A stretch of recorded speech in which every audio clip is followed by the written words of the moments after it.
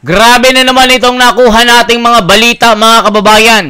Senator Amy nagsalita na po tungkol dito sa ICC arrest versus BP Sara.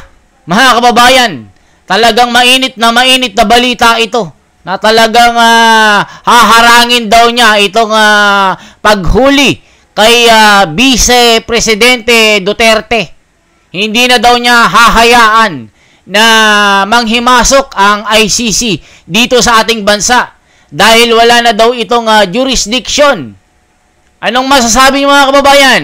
Eto na po, huwag kayong kukurap at yung mga nagsasabi na fake news ito, sila ang sabihan nyo na fake news dahil yung mga nire-react natin galing lamang po sa kanila, mga kababayan.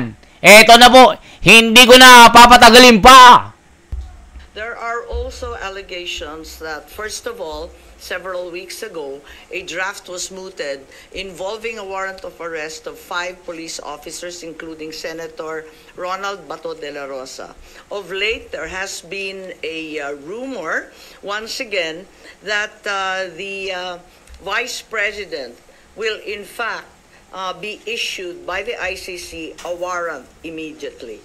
So, alam natin na si VP Sara ay nandoon sa listahan.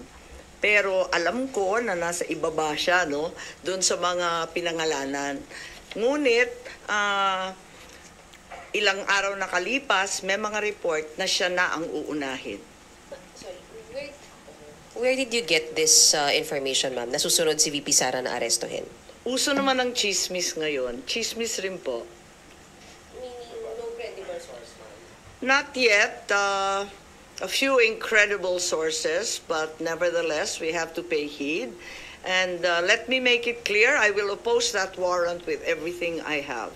Foremost, the administration has said time and time again through the President himself that the ICC has no jurisdiction in the Philippines. Therefore, any warrant of arrest by the ICC cannot be enforced in this country for lack of jurisdiction. It is nothing, that warrant from the ICC, but a mere scrap of paper. Walang bale yun. In addition, there's no basis for the Philippine government to cooperate with the Interpol in enforcing an ICC warrant. The mere fact that a void warrant is transmitted through Interpol does not make it less void, does not make it valid.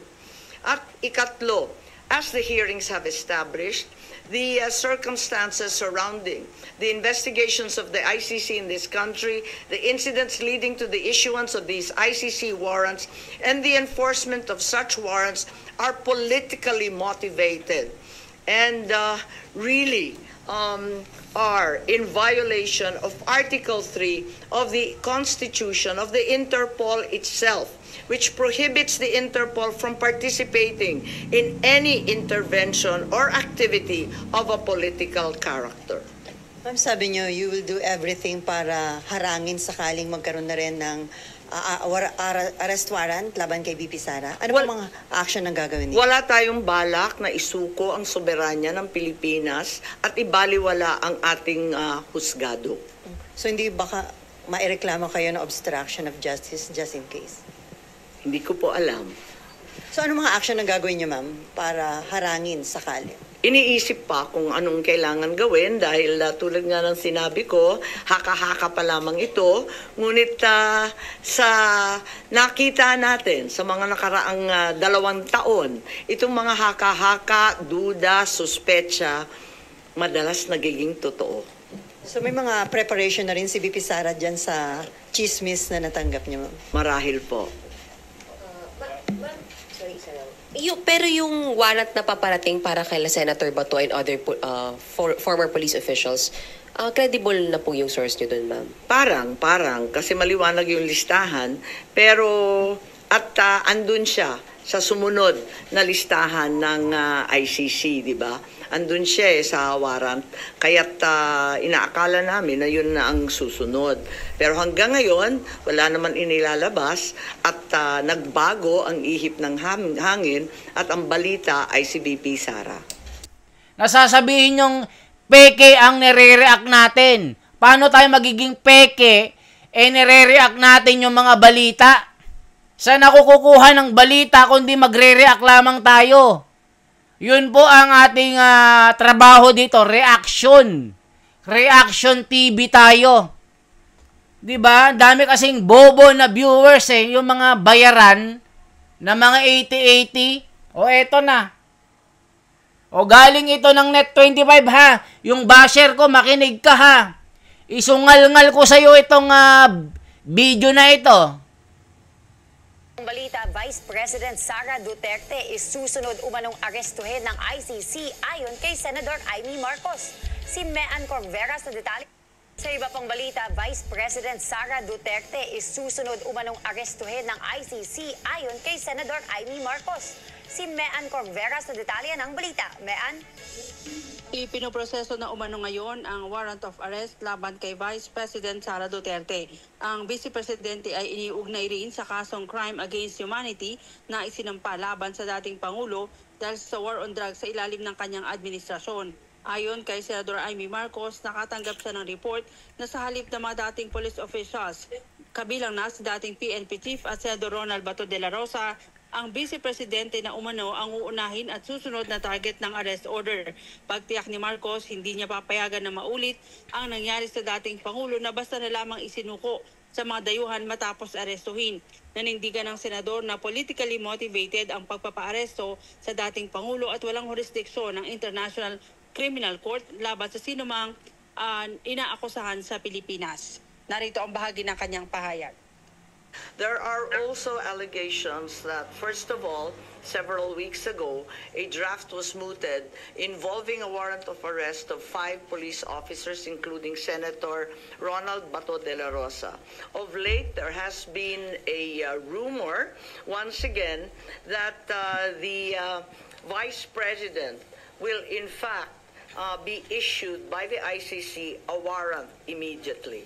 So, alam natin na si VP Sara ay nandun sa listahan. Pero alam ko na nasa ibaba siya, no? Doon sa mga pinangalanan. Ngunit, ilang araw nakalipas, may mga report na siya na ang uunahin. Ang pirma ni Vice President Sara Duterte nakasama ang kanyang pangalan sa mga posibleng ipaaresto ng ICC. Nakumpirma niya raw ito nang dalawin niya ang kanyang ama sa dahig. Nang una raw siyang bumisita, pinapayagan pa raw siya, pero nagkaroon ng restrictions sa kanya at lahat ng kanilang pag-uusap inire-record na ng ICC. Mean Corvera para sa Mata ng Agila, matatag, matapang.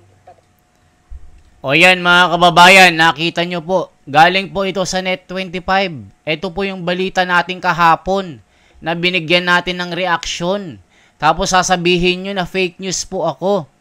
Kaya nga naka-alerto na po ang buong bayan dahil po itong si BP Sara anytime ay ipapadakip po ng ICC. Yan po ang sinasabi ko po sa aking video na hindi po fake news ito. Na talagang nagkalat na rin sa iba't ibang mga nagre-react. O kayo ba mga kababayan?